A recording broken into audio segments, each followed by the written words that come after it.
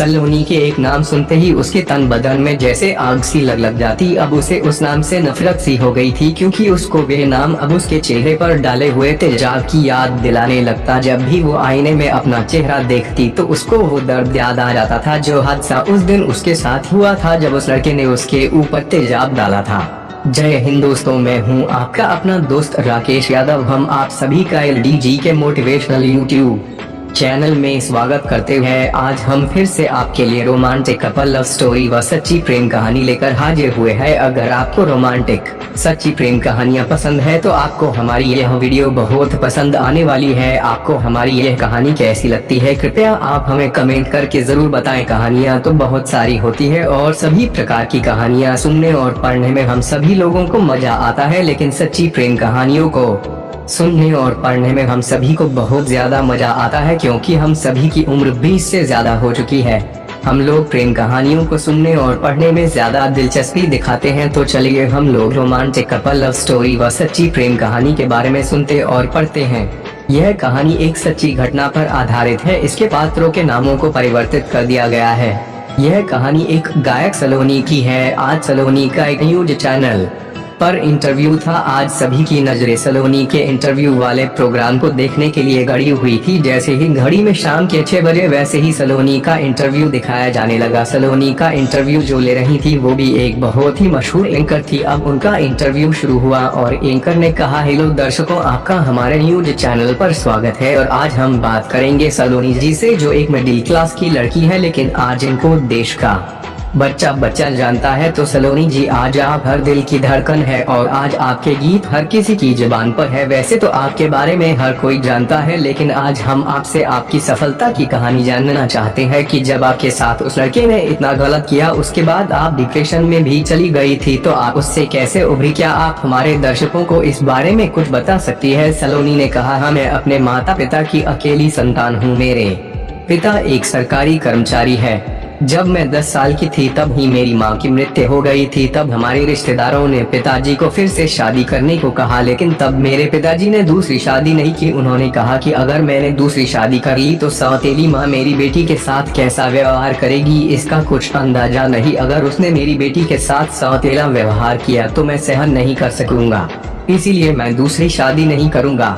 फिर उन्होंने ही मेरा पालन पोषण किया। वो सुबह काम पर जाने से पहले मुझे तैयार करके स्कूल छोड़ जाते थे। खाना भी वो सुबह सुबह जल्दी ही बना लेते थे। वो सुबह 4 बजे उठते, फिर घर का सारा काम खत्म करके मुझे स्कूल के लिए तैयार करते, मुझे नहलाते, फिर मुझे कपड़े पहनाकर मेरी चोटी करते, फिर टिफिन पैक करके मुझे स्कूल के लिए ले जाते। उसके बाद मैं अपनी बुआ की लड़की के साथ स्कूल से वापस आ जाती और पिताजी के काम से आने तक मैं अपनी बुआ के घर पर ही रहती। पिताजी के आने के बाद पिताजी मुझे मेरी बुआ के घर से ले जाते और मुझे होमवर्क करवाकर खाना बनाते। खाना खाने के बाद वो मुझे कहानी सुनाते। मेरे पिताजी ही मेरी जिंदगी थे और मैं अपने पिताजी की दुनिया थी। इस तरह मैंने अपना स्कूल पास किया और कॉलेज में जाने के लिए तैयार हो गई। मेरे पिताजी मुझे इस काबिल बनाना चाहते थे कि मैं किसी पर निर्भर ना रहूं, हमेशा आत्मनिर्भर रहूं, यही हमारे पिताजी की इच्छा थी। फिर हमने कॉलेज ज्वाइन कर लिया और साथ ही हमने एक पार्ट टाइम जॉब करना भी शुरू कर दिया, जिससे हम अपने कॉलेज का खर्च मैं खुद ही निकालने लगी। ऐसे ही दिन बीते रहे। मैं कॉलेज में एक लड़के से प्यार करने लगी थी और वह भी मुझसे प्यार करता था। मैंने इस बारे में पिताजी को भी बता दिया था। इससे पिताजी को कोई एतराज नहीं था, क्योंकि वह पिताजी के दोस्त का ही लड़का था। जब हमारा कॉलेज खत्म हुआ तो मैंने एक फुल टाइम जॉब करना शुरू कर दी और जितिन, जिससे मैं प्यार करती थी, वो पुलिस की ट्रेनिंग के लिए दूसरे शहर चला गया। पिताजी ने मुझसे कहा कि जब वो एक पुलिस इंस्पेक्टर बन जाएगा उसके बाद हम तुम दोनों की शादी करवा देंगे। मैं भी अपनी जॉब करने में व्यस्त हो गई। मुझे बचपन से ही गाने का बहुत शौक था, इसलिए पिताजी ने मुझे बचपन से ही म्यूजिक क्लास में लगा दिया था। कभी कभी छोटे मोटे इवेंट्स में गाने भी चली जाती थी। इसी तरह मैं रितिक का इंतजार कर रही थी और मैं अपनी शादी के सपने में ही खोई रहती थी, लेकिन किस्मत को तो कुछ और ही मंजूर था। एक दिन एक लड़का जिसका नाम शिव कुमार था मेरे सामने आया और मुझे एक गुलाब का फूल देकर कहा कि मैं तुमसे प्यार करता हूँ, और हमसे उसने पूछा कि तुम मुझसे शादी करोगी। मैंने उसको मना कर दिया। मुझे लगा कि अब वो मुझे परेशान नहीं करेगा, लेकिन अब वह रोज मुझे परेशान करने लगा। रोज वह एक गुलाब का फूल लेकर आता और वह मेरे ऑफिस के बाहर ही बैठा रहता और मेरा इंतजार करता रहता। मैंने उसको ये भी बता दिया कि मैं किसी और से प्यार करती हूँ, लेकिन उसने कहा मुझे इससे क्या, मैं तो तुमसे ही शादी करना चाहता हूँ और शादी करके ही रहूंगा।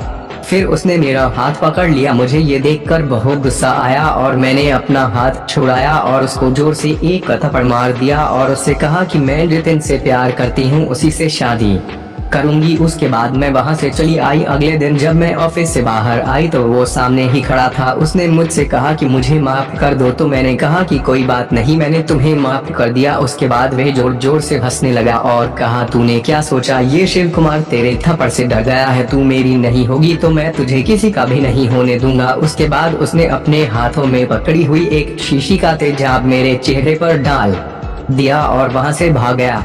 मेरा चेहरा उससे बुरी तरह जल गया।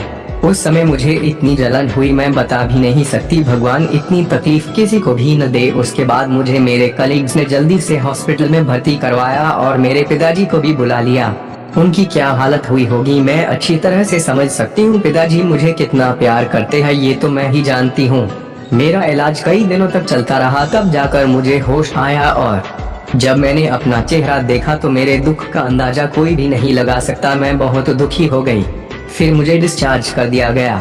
जब मैं घर पर आई तो मैं अपने चेहरे को शीशे में देख देख कर रोने लगी। तब मेरे पिताजी ने कहा बेटा चिंता मत करो, मैं तुम्हारे साथ हूँ, तुम कभी अकेली नहीं हो। मैं तुम्हारा पिता, तुम्हारा साया बनकर हमेशा तुम्हारे साथ रहूंगा। मैं बिल्कुल टूट चुकी थी। मैंने जितिन के साथ जो सपने देखे थे वो सब अब खाक हो चुके थे।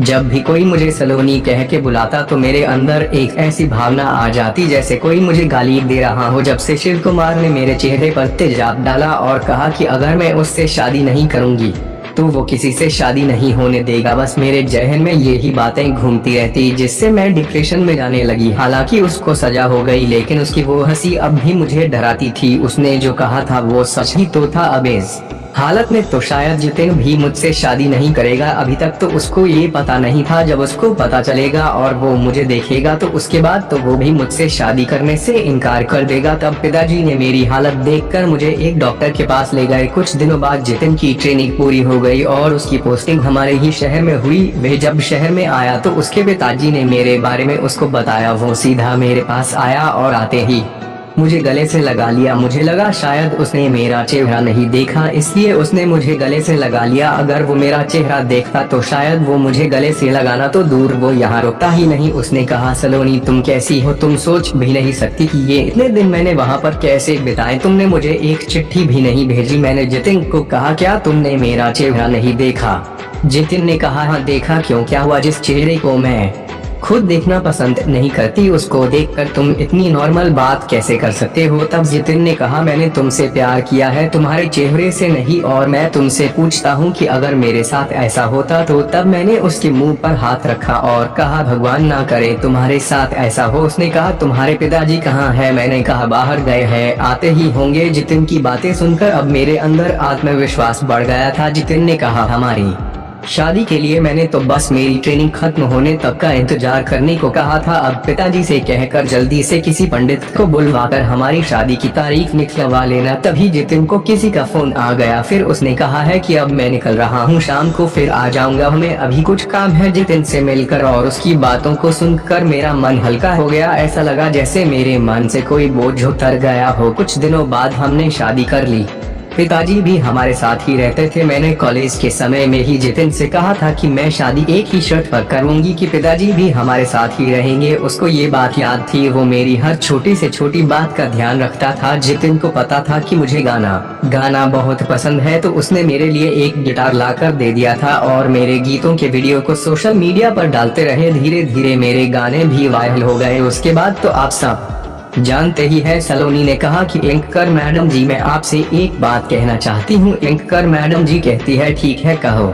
सलोनी कहती है मैं आजकल के आशिकों से एक ही बात कहना चाहती हूँ कि आप किसी को प्यार करते हो, अगर वे मना कर दे तो आप ऐसा किसी लड़की के साथ मत करना जैसा कि मेरे साथ शिव कुमार ने किया। बहुत तकलीफ होती है, बहुत दर्द होता है, मन हर वक्त मरने को करता है। मुझे तो मेरे पिताजी और जितिन के प्यार ने बचा लिया, लेकिन हर किसी लड़की के जीवन में ऐसे लोग नहीं होते। फिर सलोनी की आंखों में आंसू आ गए और सभी लोग जो सलोनी का इंटरव्यू देख रहे थे उनकी भी आंखें नम हो गई। बस सलोनी की इतनी सी आत्मकथा थी। दोस्तों, आपको ये रोमांटिक कपल लव स्टोरी कैसी लगी कमेंट जरूर करें। अगर यह कहानी अच्छी लगी हो तो वीडियो को लाइक करें और दोस्तों को शेयर भी करें। और हाँ, ऐसी ही रोमांटिक, रोचक, मजेदार, सच्ची प्रेम कहानियाँ और शिक्षाप्रद कहानियों को सबसे पहले देखने और सुनने के लिए हमारे YouTube चैनल LDG के मोटिवेशनल को सब्सक्राइब अवश्य कर ले।